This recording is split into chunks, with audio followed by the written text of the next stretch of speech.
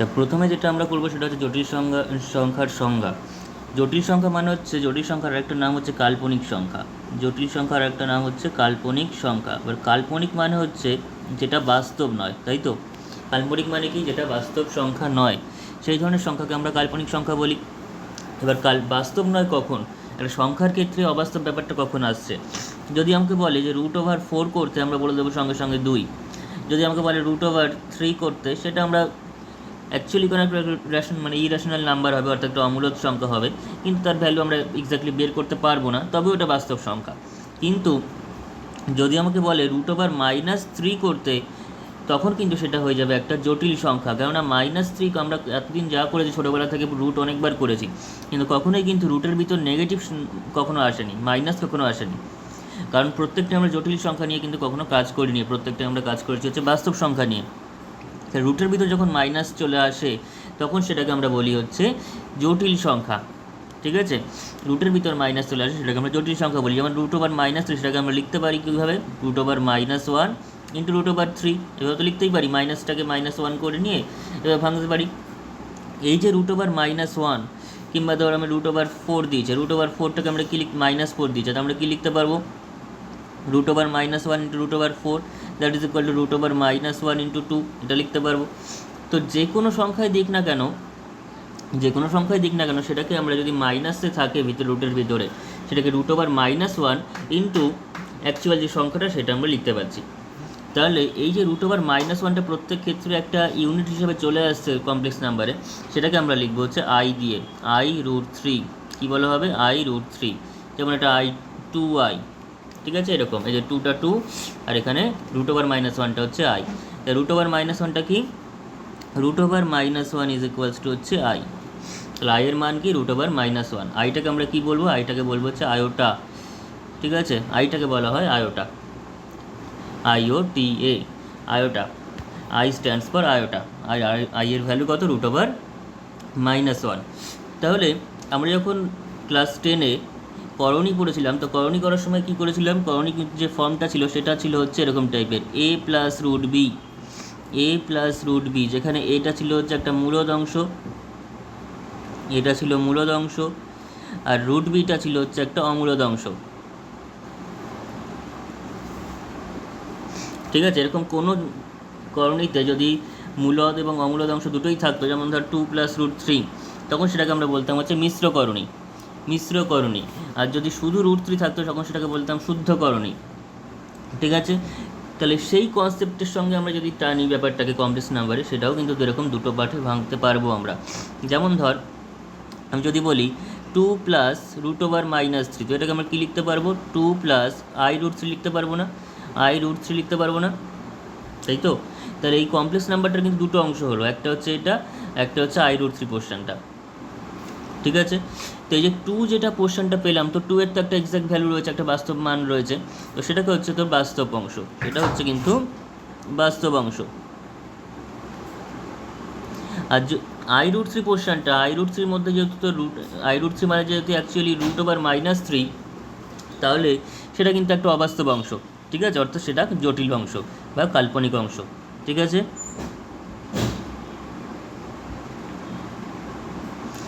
আশা করি কনসেপ্টটা ক্লিয়ার হচ্ছে। প্রথম পোর্শনটা হচ্ছে বাস্তব অংশ, এটা হচ্ছে কাল্পনিক অংশ। অর্থাৎ বাস্তব মানে হচ্ছে রিয়েল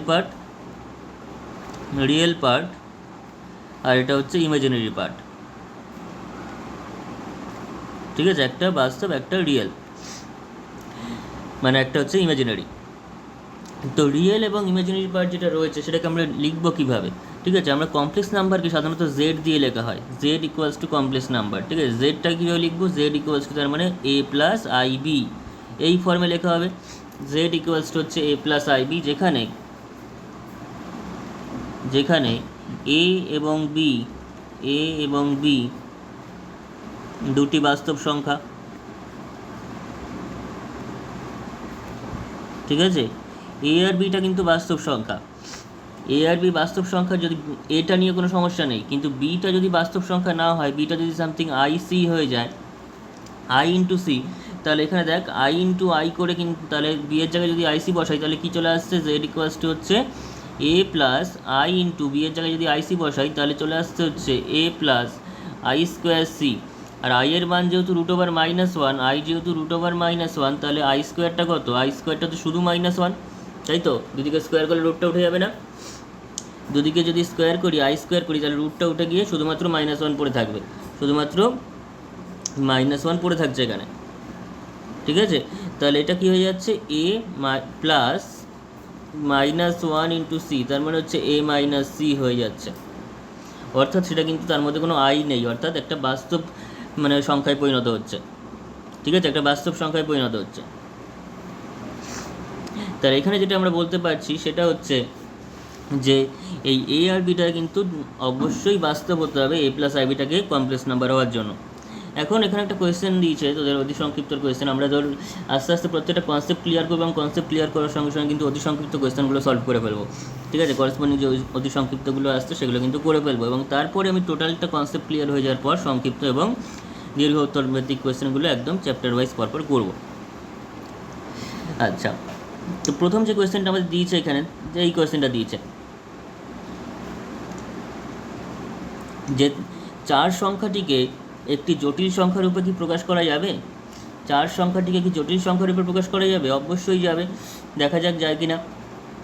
যে 4 ইকুয়ালস টু, তো আমরা জটিল সংখ্যা মানে কি? জটিল সংখ্যা মানে হচ্ছে, এটা সলিউশনটা আমি বলি, যে কোনো জটিল সংখ্যাকে, যে কোনো পরীক্ষায় কিন্তু এই ধরনের প্রবলেম আসবে না, কিন্তু এটা জাস্ট কনসেপ্ট ক্লিয়ার করার জন্য। ঠিক আছে, যে কোনো জটিল সংখ্যাকে,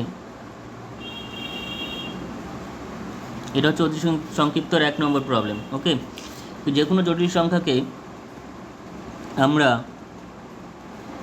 z equals to a plus i b আকারে প্রকাশ করতে পারি, আই বি আকারে প্রকাশ করতে পারি, তাই তো? তাহলে 4কে কি আমরা a প্লাস আই বি আকারে প্রকাশ করতে পারবো? 4কে কি আমরা a প্লাস আই বি আকারে প্রকাশ করতে পারবো? অবশ্যই পাশে লিখে রাখি, যেখানে যেখানে a এবং b দুটি বাস্তব সংখ্যা,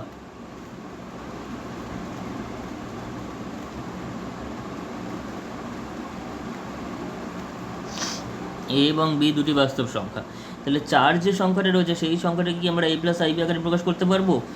দেখ, 4 ইকুয়ালস টু আমরা যদি লিখি, 4 ইকুয়ালস টু তো আমরা লিখতেই পারি 4 প্লাস, এখানে তো কোনো আই এর পোর্শন নেই, আই এর পোর্শন আছে কি? তাহলে আই এর পোর্শনটাকে আমি যদি 0 করে দিই, তাহলে এটা তো a প্লাস আই বি আকারে প্রকাশ হয়ে গেল, a প্লাস আই বি, যেখানে a ইকুয়ালস টু কত? 4, আর b ইকুয়ালস টু কত? 0, তাই তো? তাহলে তো 4টাকে তো আমরা a প্লাস আই বি আকারে প্রকাশ করতে পারছি। তার মানে 4 কিন্তু একটা তোর জটিল সংখ্যা। তার মানে 4 যেহেতু একটা বাস্তব সংখ্যা, সে কিন্তু একটা জটিল সংখ্যাও। তার মানে যে এইটুকুনি কথা আমরা এখান থেকে বলতে পারি, যে কোনো বাস্তব সংখ্যা কিন্তু জটিল সংখ্যা, কিন্তু সমস্ত জটিল সংখ্যা বাস্তব সংখ্যা নয়। ঠিক আছে, ঠিক আছে। আচ্ছা, তাহলে দেখ, সুতরাং 4 একটি জটিল সংখ্যা।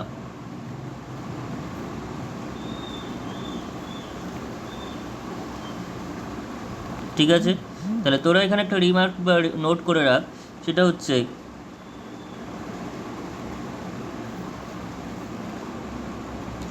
যে কোনো বাস্তব সংখ্যা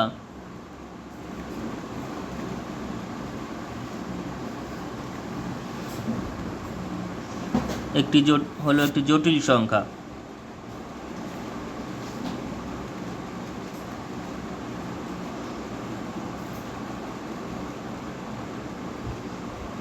হলো একটি জটিল সংখ্যা, কিন্তু সমস্ত জটিল সংখ্যা কিন্তু বাস্তব সংখ্যা নয়। কারণ যে সমস্ত জটিল সংখ্যার মধ্যে আই রয়েছে সেগুলো কিন্তু বাস্তব সংখ্যা হতে পারবে না, আই এর ভ্যালু কিন্তু ইমাজিনারি। কিন্তু সমস্ত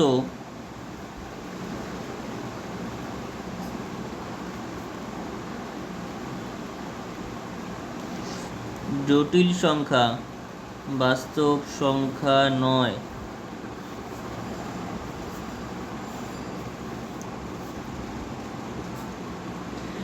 ঠিক আছে, তার মানে এখান থেকে কি এইটুকুনি আমরা বলতে পারি যে কখন তাহলে বাস্তব সংখ্যা হবে একটা জটিল সংখ্যা, সমস্ত বাস্তব সংখ্যা মানে জটিল সংখ্যা, কারণ যে কোনো বাস্তব সংখ্যাকে আমরা তোর a প্লাস আইবি আকারে প্রকাশ করতে পারছি, সেটাকে যেখানে ইমাজিনারি পার্টটা হচ্ছে শূন্য, যেখানে ইমাজিনারি পোর্শনটা হচ্ছে কাল্পনিক অংশটা হচ্ছে শূন্য, বি পোর্শনটা 0। কিন্তু সমস্ত জটিল সংখ্যা কিন্তু বাস্তব আকারে প্রকাশ করা যাচ্ছে না, কারণ সেক্ষেত্রে আই আছে, ঠিক আছে, আই থাকলে কিন্তু সেটা বাস্তব আকারে প্রকাশ করা যাচ্ছে না। তাহলে কখন যাবে? যখন আই এর পোর্শনটা থাকবে না, অর্থাৎ আই এর পার্টটা যদি 0 হয় তবে সেটাকে বাস্তব আকারে প্রকাশ করতে পারছি। তার মানে এখানে একটু রিয়েল পার্ট আর ইমাজিনারি পার্টের ব্যাপারটা তাহলে বলে রাখি এখানে একটু, সেটা হচ্ছে আরেকটা রিমার্ক করি এখানটাতে,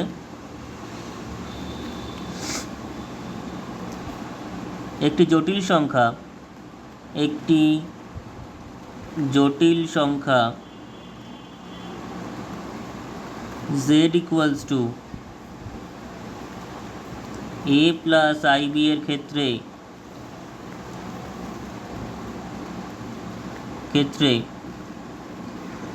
a কে z এর বাস্তব অংশ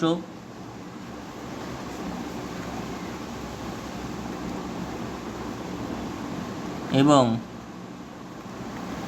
b কে z এর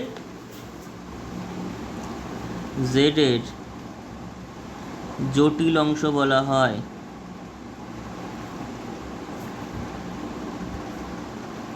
ঠিক আছে,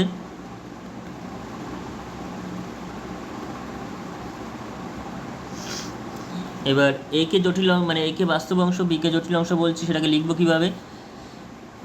লেখা হবে হচ্ছে তো রিয়েল পার্ট আর এল অফ জেড, অর্থাৎ রিয়েল পার্ট অফ জেড, এটা মানে হচ্ছে আমি ইংলিশে লিখে রেখেছি রিয়েল পার্ট অফ জেড। ঠিক আছে, জেড এর রিয়েল অংশ, বাস্তব অংশ, সেটা কোনটা? সেটা হচ্ছে এ। আর ইমাজিনারি পার্টটা কীভাবে লিখবো? আই এম জেড, এটাকে বলা হয় imaginary part. I am Z মানে হচ্ছে imaginary part of Z, imaginary part of Z. Imaginary পার্টটা কত? সেটা হচ্ছে বি। ঠিক আছে, ইমাজিনারি অংশটা হচ্ছে বি। এবার এখানে আমি যদি তাহলে রিয়েল আর ইমাজিন মানে কখন জটিল সংখ্যাটা বাস্তব আকার ধারণ করছে সেটা লিখে রাখি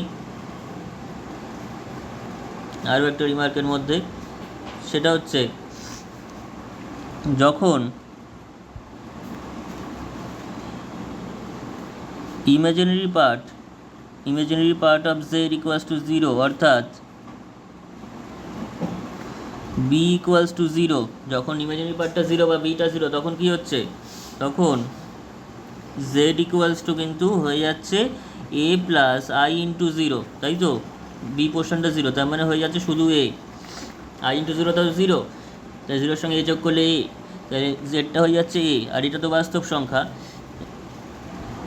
এক্ষেত্রে জেডকে বলা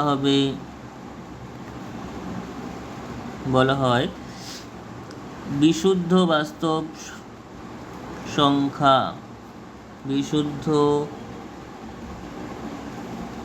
বাস্তব সংখ্যা,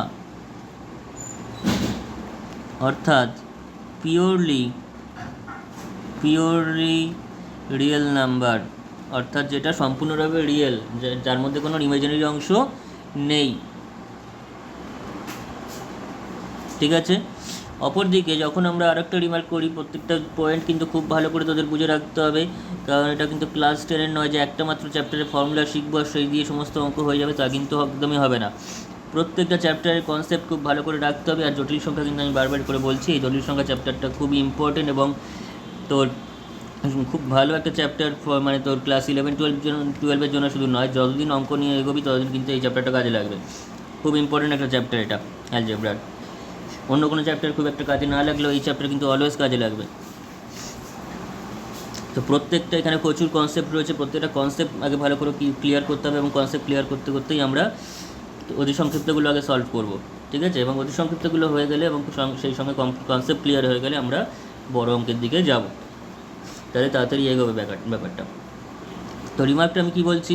রিমার্কটা বলছি যে তোর যখন এই পোর্শনটা 0 হবে তখন কী হবে? যখন এখানে যেমন বি পোর্শনটা জিরো হয়েছে, মানে অর্থাৎ ইমাজিনারি পার্টটা জিরো হয়েছে, তখন সেটাকে হচ্ছে পিওরলি রিয়েল। আর যখন এ পোর্শনটা জিরো হয়ে যাবে তখন শুধুমাত্র ইমাজিনারি থাকবে, পার্টটা থাকবে। তাহলে যখন real part of Z equals to zero, অর্থাৎ এ ইকুয়ালস টু জিরো, অর্থাৎ যখন এইটা জিরো তখন কী হবে, তখন জেড ইকুয়ালস টু হয়ে যাবে, এটা তো zero plus i b, only i b পোর্শনটা থাকবে, অর্থাৎ ইমাজিনারি পোর্শনটা থাকবে, তাই তো।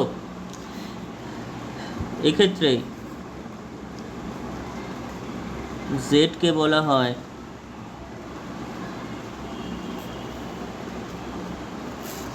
বিশুদ্ধ কাল্পনিক সংখ্যা, বিশুদ্ধ কাল্পনিক সংখ্যা বা জটিল সংখ্যা।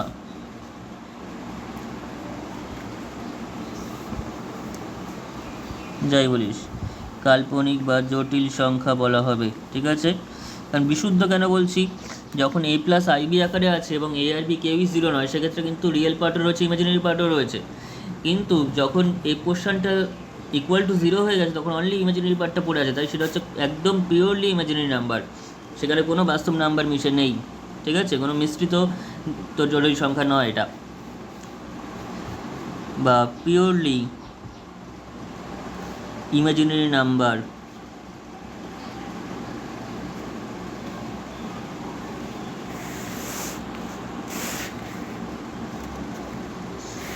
ঠিক আছে, তাহলে এই হচ্ছে প্রথমে basic concept of complex numbers. আচ্ছা, এর পেজে এবার যা যা লিখেছি সবটাকে আমি একসঙ্গে ছোটো করে দিচ্ছি, যারা লিখতে পেরেছিস তো ঠিক আছে, না লিখতে পারলে এটা স্ক্রিনশট নিয়ে নিতে পারিস। সেটা হচ্ছে সমস্ত যা যা লেখা হয়েছে সব রিমার্কগুলো এবং পুরো জিনিসটা কিন্তু এর মধ্যে রয়েছে। এই অংশটাকে তোরা ভিডিও পজ করে জাস্ট স্ক্রিনশট নিয়ে খাতায় লিখে নিতে পারিস। খাতায় কিন্তু সবটাই নোট ডাউন করতে হবে, শুধুমাত্র ভিডিও দেখার জন্য বসলে হবে না, একদম ভিডিওটাকে পুরো আয়ত্ত করতে হবে। নেক্সট যে আমরা জিনিসটা করবো সেটা হচ্ছে জটিল সংখ্যার জ্যামিতিক প্রকাশ। তোরা প্রত্যেক ক্ষেত্রে দেখতে পাচ্ছিস 2+3i কিংবা 4+5i এই ধরনের জিনিসপত্রগুলো, কিংবা 3 - i।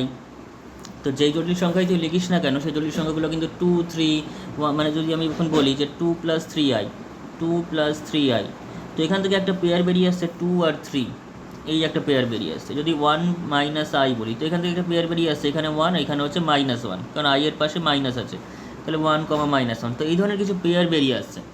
তো এই ধরনের যে পেয়ারগুলো রয়েছে বা অর্ডার পেয়ারগুলো রয়েছে, সেই অর্ডার পেয়ারগুলো কিন্তু একটা, আমরা যেমন x, y যদি বলতাম সেটাকে আমরা x অ্যাক্সিস আর y অ্যাক্সিস লিখে কোনো জায়গায় সেটাকে স্থাপন করতে পারতাম। 2, 3টাকে আমরা এদিকে x অ্যাক্সিস, এদিকে y অ্যাক্সিস লিখতাম, লিখে এরকম কোনো একটা জায়গায় এদিক থেকে 2 বরাবর যেতাম, এদিক বরাবর 2 যেতাম এবং উপরে 3 উঠতাম, এই 1, 2, 3 ধরে উঠলাম, উঠে এরকম জায়গায় পয়েন্টটাকে আমরা স্থাপন করতাম।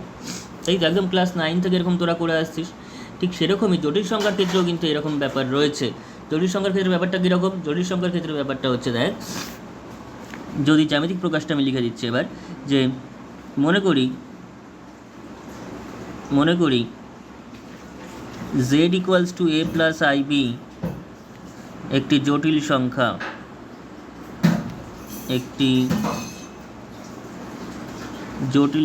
অবভিয়াসলি কিন্তু a আর bটা কিন্তু দুটো বাস্তব সংখ্যা, নাহলে কিন্তু এই জেডটা জটিল সংখ্যা পুরোপুরি নাও হতে পারত।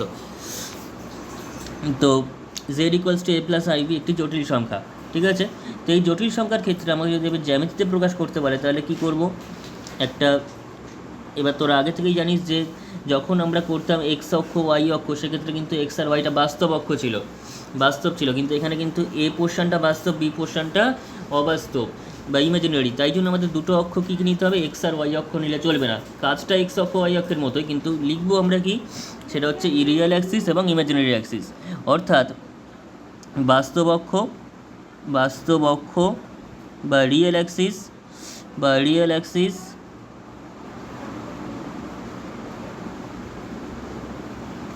এবং উপরটা থাকবে হচ্ছে অবাস্তব অক্ষ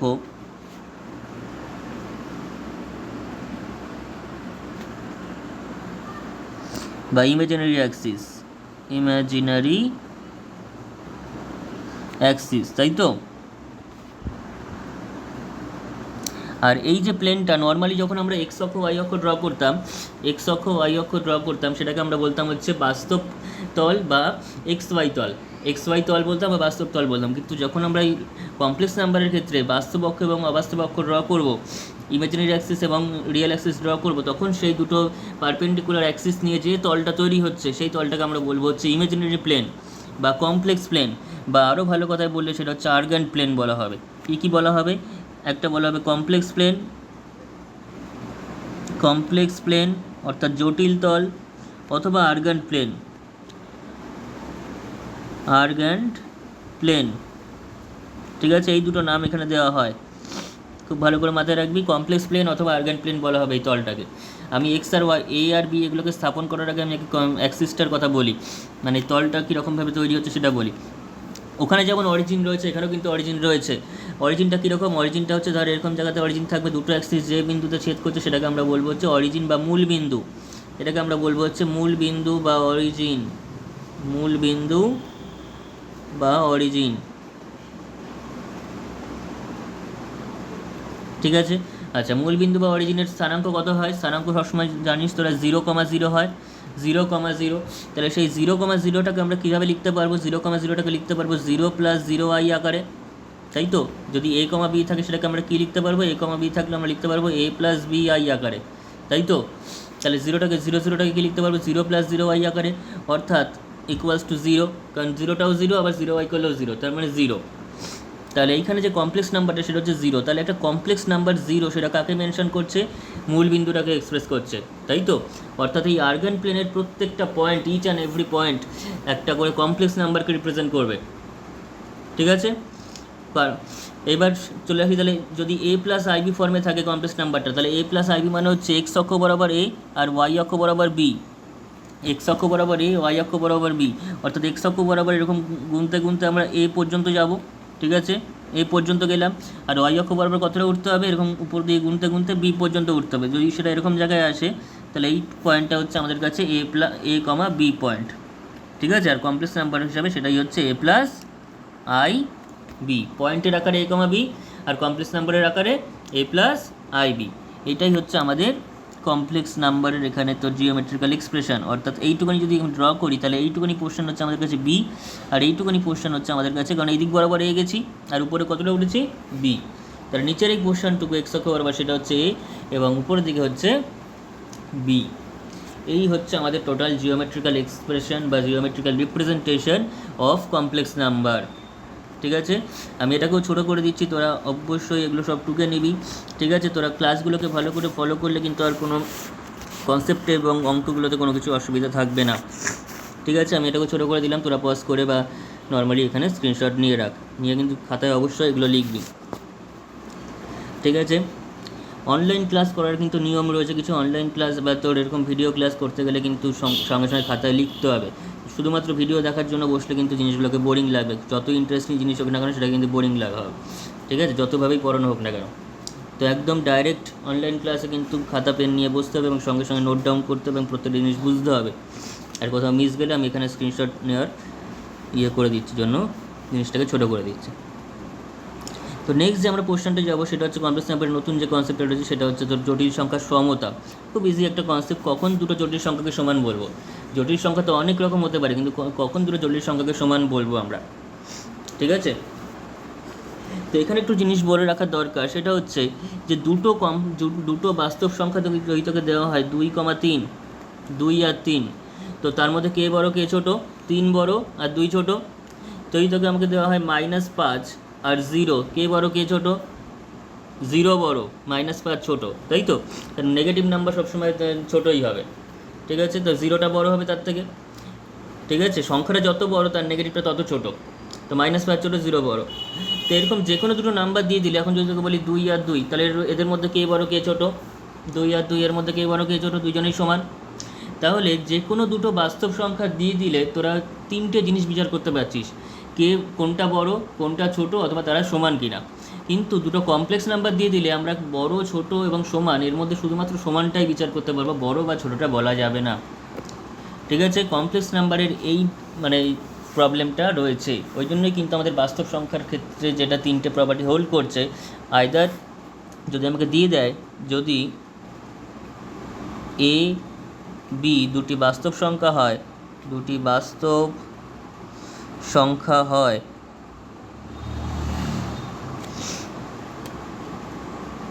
তবে হয় এ ইকুয়ালস টু বি, মানে এ ইকুয়ালস টু বি হবে, দুজন সমান হবে, অথবা কি হতে পারে এটা বি এর থেকে ছোট হতে পারে, অথবা কি হতে পারে এটা বি এর থেকে বড় হতে পারে।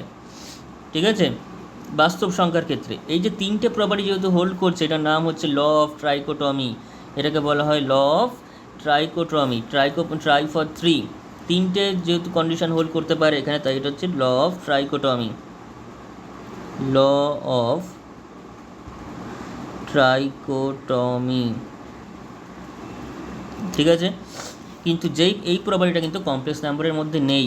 কমপ্লেক্স নাম্বারে দুটো সংখ্যা যদি দিয়ে দেয় 2 + 3i আর 2 - 3i, বা 4 + 5i, বা 5 + 4i, ঠিক আছে, দেখে মনে হচ্ছে এটা এটাই বড় হবে, তাই তো আপাত দৃষ্টিতে মনে হচ্ছে এটাই বড়, কিন্তু কী করে আমরা বলবো সে বড়টা? আমরা তো আয়ের ভ্যালুটাই জানি না, বা আয়ের ভ্যালু জানলেও সেটা তো ইমাজিনারি ভ্যালু জানি, বাস্তব মান তো জানি না। আমরা শুধুমাত্র 2 আর 5-এর মধ্যে তুলনা করতে পারি, যে 2টা বড়, 2টা ছোটো, 5টা বড়, কিন্তু 3i 4i এই যে ইমাজিনারি পার্টগুলো রয়েছে সেগুলোকে তো আমরা তুলনা করতে পারবো না, কারণ তার তো মানই জানি না, তার মানটাই তো অবাস্তব, তাহলে তুলনা করবো কী করে?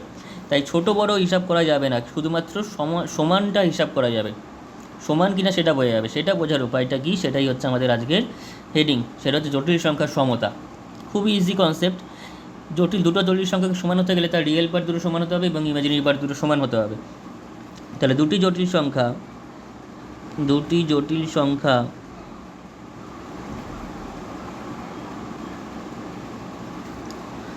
z equals two a1 plus ib1 যদি বলি, z1 ইকুয়ালস টু, এবং z2 ইকুয়ালস টু যদি বলি আমি a2 প্লাস ib2, হলে z1 ইকুয়ালস টু z2 হবে যদি, কখন z1 আর z2 সমান হবে? যদি z1-এর যে রিয়েল পার্ট সেটা যদি z2 রিয়েল পার্টের সঙ্গে সমান হয়, তাই তো, অর্থাৎ এবং ইমাজিনারি পার্ট দুটো যাদের সমান হয়, তাহলে z1-এর রিয়েল পার্টকে a1 ইকুয়ালস টু কী হতে হবে? এইটা এটা সমান হতে হবে, আর b1 আর b2টাকে সমান হতে হবে। তাহলে আমরা বলতে পারবো যে, তাহলে কি বলতে পারবো, দুটো জটিল সংখ্যা যেটা দেওয়া আছে সেটা কিন্তু তারা সমান। ঠিক আছে, এই হচ্ছে জটিল সংখ্যার কনসেপ্ট। তাহলে এখানে যেমন যদি আমাকে বলি যে একটা উদাহরণ যদি দিয়ে দিই, তাহলে এক্সাম্পলটা দেখ, ধর বললাম যে z1টা হচ্ছে 2 + 3i, আর z2টা হচ্ছে ধরলাম 2 - 3i, আর একটা নিলাম ধর z3 ইকুয়ালস টু নিচ্ছি হচ্ছে তোর z2 ইকুয়ালস টু নিচ্ছি হচ্ছে √4 + 3i, R z4 equals to নিলাম 1 + 3i। এবার তোরা বল যে কোনটা সমান কোনটা অসমান, এই চারটের মধ্যে কে কে সমান আছে কে কে অসমান রয়েছে। এখানে দেখ z1-এর ক্ষেত্রে রিয়েল পার্ট কত? 2, এটার ক্ষেত্রে হচ্ছে 3i, তো সেটা আবার কোথায় আসছে? এইটাতে আসছে, z3-তে আসছে। দেখ z3-র ক্ষেত্রেও এটা 2 আসছে আর এটা 3i আসছে, তার মানে z1 আর z3টা সেম, কিন্তু z2-র ক্ষেত্রে দেখ এখানে 3i আছে, এখানে কত আছে? -3i আছে, তাহলে সমান হবে? সমান হবে না, তাহলে z1 আর z2টা কিন্তু সমান নয়, কিন্তু তার রিয়েল পার্ট দুটো কিন্তু সমান, শুধুমাত্র কে সমান হলো না? ইমাজিনারি পার্টটা সমান হলো না। আবার চলে আসি হচ্ছে z1-এর সঙ্গে যদি z4-এর কম্পেয়ার করি আমরা, তো z1-এর সঙ্গে z4-এর কম্পেয়ার করলে কী আসছে? তার ইমাজিনারি পার্ট 3i রয়েছে, কিন্তু রিয়েল পার্টটা এখানে 2, এখানে 1, তো এটাও সমান নয়। তাহলে কখন দুটো কমপ্লেক্স নাম্বারকে সমান বলবো, বোঝা গেল?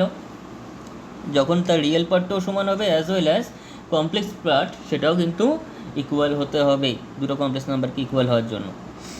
ঠিক আছে, আচ্ছা, নেক্সট আমরা চলে আসি এবার, সেটা হচ্ছে আরও একটা ইম্পর্টেন্ট টপিক যেটা সমস্ত ক্ষেত্রে চ্যাপ্টারতে কাজে লাগবে, সেটা হচ্ছে কনজুগেট হবে কমপ্লেক্স নাম্বার বা অনুবন্ধী জটিল সংখ্যা। যখন দেখবি যে আমরা করণী চ্যাপ্টারটা করেছিলাম সেখানেও একটা অনুবন্ধী করণী বলেছিল, ঠিক আছে, তাই তো, যেমন ধর 2 + √3 যদি বলতাম, তার অনুবন্ধী করণী কত ছিল? 2 - √3, তাহলে 2 + i3 এটা অনুবন্ধী করণী কত হবে? 2 - 3i/i3, তাই তো।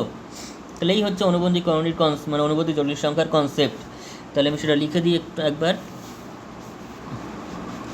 কারণ অনুবন্ধী ওখানেও দেখবি নিচে যখন 2+√3 থাকতো, যে 1/2+√3 এরকম টাইপের থাকতো, তখন কিন্তু অনুবন্ধী করণী দিয়ে উপর নিচে গুণ করতে হতো, তাহলে নিচে করণীটা হাঁটতো না, নিচে করণী থেকেই যেত এবং প্রবলেম হয়ে যেত ক্যালকুলেশনে। সেরকমই নিচে যখন কমপ্লেক্স নাম্বার থাকবে সেটাকে কিন্তু আমরা তোর রেশনালাইজ করার জন্য, অর্থাৎ মূলদে অংশে বা তোর অ্যাকচুয়ালি বাস্তব অংশে পরিণত করবার জন্য, বা উপরে যাতে কমপ্লেক্স নাম্বার থাকে সেরকম অবস্থায় আনার জন্য কী করব, অনুবন্ধী জটিল সংখ্যা দিয়ে গুণ করতে হবে।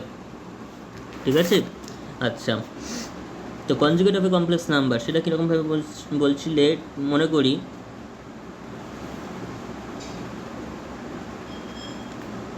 z = a + ib একটি জটিল সংখ্যা। এখানে প্রত্যেকটা ক্ষেত্রে কিন্তু a আর bটা হচ্ছে বাস্তব সংখ্যা। ঠিক আছে, সেটা কিন্তু লেখা হচ্ছে না, কিন্তু সেটা অবশ্যই মনে রাখবি। জটিল সংখ্যা, ঠিক আছে। z এর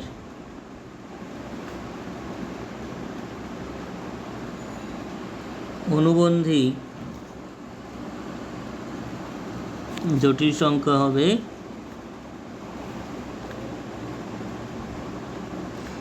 জেড বার। জেডের মাথায় বার দিয়ে আমরা অনুবন্ধীটাকে প্রকাশ করি। কীভাবে? জেডের মাথায় একটা দাগ দেবো, দাগটাকে বলা হচ্ছে বার। জেড বার দিয়ে আমরা অনুবন্ধী কমপ্লেক্স নাম্বারকে প্রকাশ করবো এবং সেটা কী হবে? a + a - ib, তাই তো? a + ib এর জটিল সংখ্যা হচ্ছে অনুবন্ধী জটিল সংখ্যা কত? a - ib। ঠিক আছে, তো এর কিছু কিছু প্রপার্টি রয়েছে। কীরকম প্রপার্টি? প্রপার্টিগুলো খুব ইন্টারেস্টিং কিছু প্রপার্টি রয়েছে জটিল, মানে যেমন ধর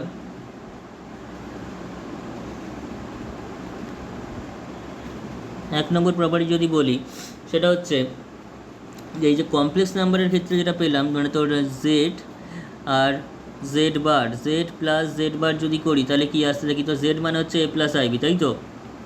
আর জেড বার মানে হচ্ছে a - ib। তাহলে এটা করলে কি হচ্ছে, এটা দুটো ib দুটো কেটে যাচ্ছে, তাহলে কেটে কত পড়ে থাকছে? 2a পড়ে থাকছে না? আর এটা জেডের কি, এটা হচ্ছে জেডের বাস্তব অংশ, তার মানে 2 × রিয়েল পার্ট অফ, সেটা কীভাবে লিখেছিলাম? রিয়েল পার্ট অফ জেড এই ফর্মে। তাহলে জেড প্লাস জেড বার করলে আমরা পাবো হচ্ছে 2 × রিয়েল পার্ট অফ জেড। আবার যদি আমরা মাইনাস করি, মানে এখানে তাহলে আমরা পাচ্ছি দেখ Z plus Z bar = 2 × real part of z. এটা একটা ফর্মুলা পেলাম। আবার চলে আসি নিচের দিকে, সেটা হচ্ছে জেড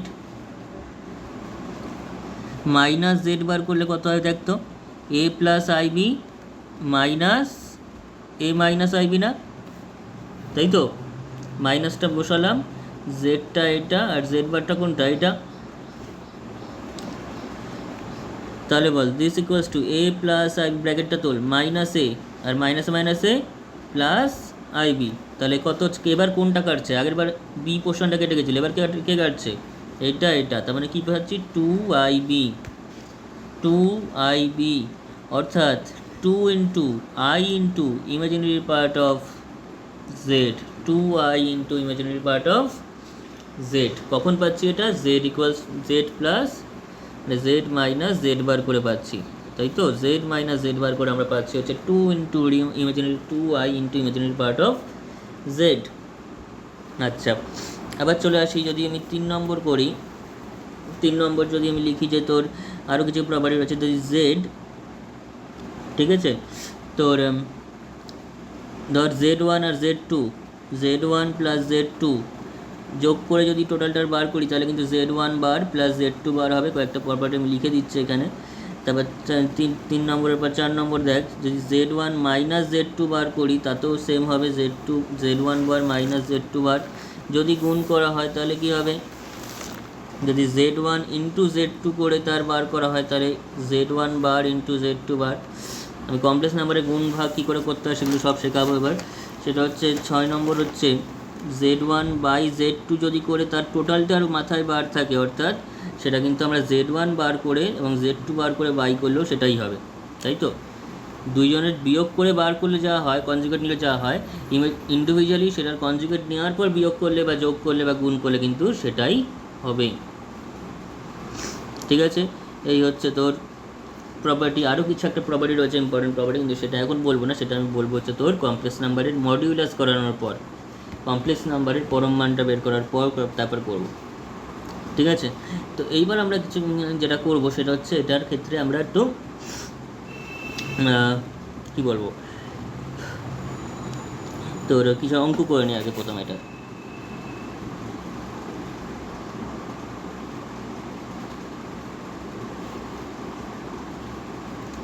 নেক্সট যে আমরা অঙ্কটা করব সেটা হচ্ছে এই অঙ্কটা,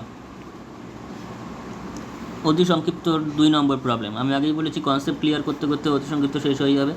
সেটা হচ্ছে 2 নম্বরটা, সেটা হচ্ছে এক্স ওয়াই দুটো বাস্তব এবং x plus i y equals to এরকম দেওয়া আছে হলে এক্স ও ওয়াইয়ের মান নির্ণয় করতে বলেছে। এটার জন্য দুটো কনসেপ্ট লাগবে। কনসেপ্ট কী লাগবে আমি বলি অঙ্কটা করতে। কনসেপ্ট যেটা লাগবে সেটা হচ্ছে তোর সমতাটা লাগবে প্রথম অঙ্কটা করার জন্য, আর সেকেন্ডটা করার জন্য তোর যেটা লাগবে সেটা হচ্ছে অনুবন্ধী জটিল সংখ্যার কনসেপ্টটা লাগবে, ঠিক আছে? এই দুটো জানা থাকলে অঙ্ক করতে আর কোনো অসুবিধা হবে না। তাহলে কী করে করবো দেখ, প্রথম হচ্ছে এক্স ওয়াই বাস্তব বলা আছে আর এক্স প্লাস আই ওয়াই সেটা দিয়েছে হচ্ছে প্রথম অঙ্কটা করছি, ঠিক আছে? তাহলে এক্স প্লাস আই ওয়াই সেটা কত দিয়েছে, minus i into minus two plus three i, minus i plus minus two plus three i আমাদের দুটোকে সমান করে এবার এক্স আর ওয়াইয়ের মানটা বার করতে হবে। তো প্রথমে কী করবো, মাইনাস আই দিয়ে গুণ করবো। তো মাইনাস আই দিয়ে গুণ করলে কত হবে, মাইনাসে মাইনাসে প্লাস টু আই, এখানে টু আছে আর এখানে আই আছে, গুণ হয়ে গেল। তারপরে কত হবে, মাইনাস আছে আর এখানে কত আছে, প্লাস। তাহলে কি হবে, তাহলে মাইনাস হবে না প্লাস হবে, মাইনাস হবে। মাইনাস কত হচ্ছে, থ্রি আই স্কোয়ার হয়ে যাচ্ছে, তাই তো, মাইনাস থ্রি আই স্কোয়ার। তাহলে মাইনাস থ্রি আই স্কোয়ার করলে কত হচ্ছে, টু আই। এবার একটু আগে আমি বলেছি যে আই এর মান হচ্ছে root over minus one, i এর মান কত, আর ওটার মান হচ্ছে রুট ওভার মাইনাস ওয়ান। তাহলে রুট ওভার মাইনাস ওয়ান যদি হয় তাহলে আই স্কোয়ারটা কত, আই স্কোয়ারটা তার মানে কত, রুটটা জাস্ট উঠে যাবে, তাই তো, রুটটা উঠে এখানে স্কোয়ার করলে কত হচ্ছে, আই স্কোয়ারটা হচ্ছে মাইনাস ওয়ান, মাইনাস ওয়ান। তাহলে টু মাইনাস থ্রি ইন্টু কত হচ্ছে, আই স্কোয়ারের মান মাইনাস ওয়ান। আই এর মান কখনো বসাবি না, কারণ আই এর মানটা অবাস্তব, সেটার মান বসানোর কোনো মানে হয় না। তাহলে কত হচ্ছে, টু আই প্লাস থ্রি, তাই তো। তাহলে this equals to three plus two i, থ্রিটাকে আগে রাখলাম সেটা বাস্তব হয়ে গেছে বলে, ঠিক আছে? তাহলে এবার সমতা বিধান করলে কি চলে আসছে, এক্সের সঙ্গে থ্রি সমান হচ্ছে আর আই এর যে পোর্শন ওয়াই এর সঙ্গে কত সমান হচ্ছে, দুই। তাহলে সুতরাং বাস্তব সংখ্যার সমতা থেকে পাই ইকুয়ালিটি অফ কমপ্লেক্স নাম্বার, কি বলছে, সমতা থেকে পাই এক্স ইকুয়ালস টু থ্রি এবং ওয়াই ইকুয়ালস টু হচ্ছে টু, তাই তো। এই হচ্ছে প্রথম অঙ্কটা, বোঝা গেল? ছোটো করে দিচ্ছি, তোরা পজ করে নিতে পারিস, বা সঙ্গে সঙ্গে যারা করিস তারা তো ভালোই, আর তাছাড়া স্ক্রিনশটও নিয়ে নিতে পারিস। এবার এক্স কমা ওয়াই বাস্তব আর x plus i y equals to five by, পরের অঙ্কটার কথা বলছি, ঠিক আছে, 2 নম্বরটা। তো নিচে যে আমি একটু আগে বললাম, নিচে কমপ্লেক্স নাম্বার থাকলে কী করতে হবে, অনুবন্ধী কমপ্লেক্স নাম্বার দিয়ে উপরে এবং নিচে কিন্তু গুণ করে নিচের কমপ্লেক্স নাম্বারটাকে হাঁটাতে হবে। তা নইলে আমরা কী করতে পারবো না, সমতা বিধান তো করতে পারবো না এখানে নিচে কমপ্লেক্স নাম্বার থাকলে। তাহলে দিয়েছে five by minus three plus four i. তাহলে শুরু করা যাক, সহজ একটা অঙ্ক, সমস্ত অঙ্ক এখানেই হয়ে যাবে। তোরা ঠিকঠাক করে ক্লাসগুলো অ্যাটেন্ড করবি এবং সমস্তটা লিখে নিতে হবে, ঠিক আছে? স্ক্রিনশট মেরে পরে লিখবি, ওরকম করলেও করার কোনো মানে নেই, তোরা এখনই ডাইরেক্ট পজ করে লিখে নিবি, তাহলে করা হয়ে যাবে একসঙ্গে। আচ্ছা, তো যে অঙ্কটা দিয়েছে সেটা হচ্ছে 2 নম্বরটা, যে x plus i y is equals to, x plus i y equals to কত, এক্স প্লাস আই ওয়াই সমান তোর কত দিয়েছে দেখি, five by minus three plus four i, five by minus three plus four i, এই অঙ্কটা দিয়েছে। তো উপর নিচে কোঅর্ডিনেশন করতে মানে তোর কমপ্লেক্স কনজুগেট কমপ্লেক্স নাম্বার দিয়ে গুণ করতে হবে। তাহলে five into minus three plus four i এর কনজুগেট কমপ্লেক্স নাম্বার কত হবে, অনুবন্ধী কমপ্লেক্স নাম্বার কত, minus three plus four i এর minus three minus four i, তাই তো। আই এর যে পোর্শনটা তার আগে মাইনাস বসাতে হয়, তাহলে minus three minus four i, by নিচে -3 + 4i তো রয়েছেই, আবার -3 - 4iও চলে এলো একটা, উপর নিচে গুণ করলাম। তো নিচের যে পোর্শনটা পুরো কর্ণের মতো কিন্তু এই জায়গাটা 5 দিয়ে গুণ করলে কত আসছে, তুই -3×5 = 15 আর -4×5 = 20i, তাই তো 5 দিয়ে উপরটায় গুণ করলাম। আর নিচের যে পোর্শনটা সেটা দেখ, -3টাকে যদি a ভাবি আর 4iটাকে যদি b ভাবি, তাহলে এটা a + b into a - b, a + b into a - b।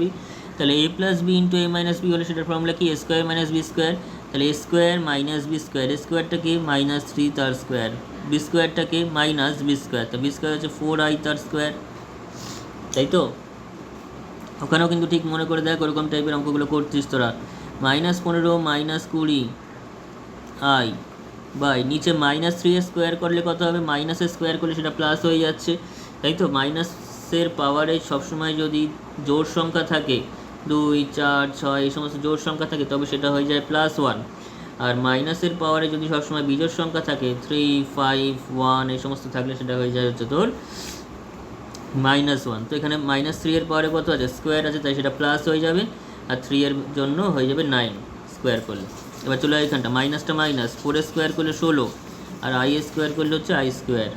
এবার i স্কোয়ারের মান কত, -1, তাহলে -15 - 20i বাই 9 - 16, আর i স্কোয়ারের মান হচ্ছে -1, পাশে লিখে দিই যেহেতু i স্কোয়ার = -1, ঠিক আছে।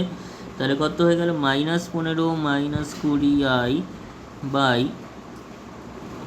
9 + 16, একদম ভেঙে ভেঙে করছি যাতে কোনো অসুবিধা না হয়, স্টেপ জাম কিছু হচ্ছে না। এখানে -20i বাই কত, 25, 9 আর 16 যোগ করে 25।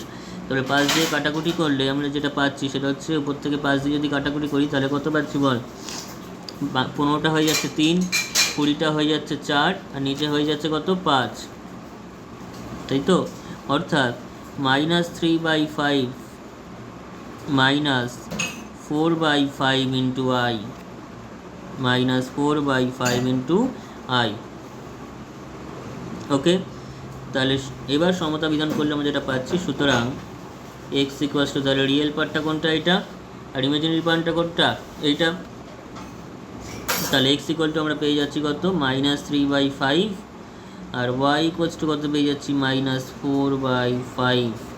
এই হচ্ছে আমাদের রিকোয়ার্ড অ্যান্সার। ক্লিয়ার হয়েছে? এটাকে আমি ছোটো করে দিচ্ছি, সবাই একটু দেখে নে, কোথাও মিস করে লিখে নে। হচ্ছে দুটো অঙ্ক ওই সংখ্যিত 2-এর অঙ্কটা, ঠিক আছে। তো আমি একটা করে কনসেপ্ট ক্লিয়ার করবো, তার করেসপন্ডিং অঙ্কগুলো কিন্তু এখান থেকে সলভ হয়ে যাবে। তাহলে আজকে আর বেশি এগোচ্ছি না, আজকে জাস্ট আমরা যে কটা বেসিক কনসেপ্ট আর কমপ্লেক্স নাম্বারের ক্লিয়ার করলাম, তার মধ্যে ফার্স্টে ছিল হচ্ছে কমপ্লেক্স নাম্বারের ডেফিনেশন, দেন কমপ্লেক্স নাম্বারের জিওমেট্রিক্যাল ইন্টারপ্রিটেশন, তারপরে বা রিপ্রেজেন্টেশন, তারপর কমপ্লেক্স নাম্বারের তো রিয়েল পার্ট, ইমাজিনারি পার্ট কাকে বলে সেগুলো বললাম, তারপর অনুবন্ধী কমপ্লেক্স নাম্বার কাকে বলে সেটা বললাম, এবং কমপ্লেক্স নাম্বারের সমতাও কী করে আমরা বিচার করব সেটা আমরা বললাম। তো এই যে বেসিক কনসেপ্টগুলো আমরা ক্লিয়ার করলাম আজকে, এবং তার উপর বেশ কিছু অঙ্ক হলো। নেক্সট দিন আমরা যখন মডিউলাস, অ্যামপ্লিটিউড এই জিনিসগুলো পড়বো কমপ্লেক্স নাম্বারে, তখন কিন্তু বাকি অঙ্কগুলো সব কভার করা যাবে, ঠিক আছে। তো আজকে এত অবধিই থাক। এভাবে আমি চেষ্টা আছে পুরো সমস্ত ক্লাস 11 এবং 12-এর ক্লাসগুলো কভার করার, ঠিক আছে। এবং আমার ব্যাচ দেখতেই পাচ্ছি, সঙ্গে লেখা আছে উত্তরপাড়া এবং কন্যাগড়ে রয়েছে, মোবাইল নাম্বার এখানে প্রোভাইড করা আছে।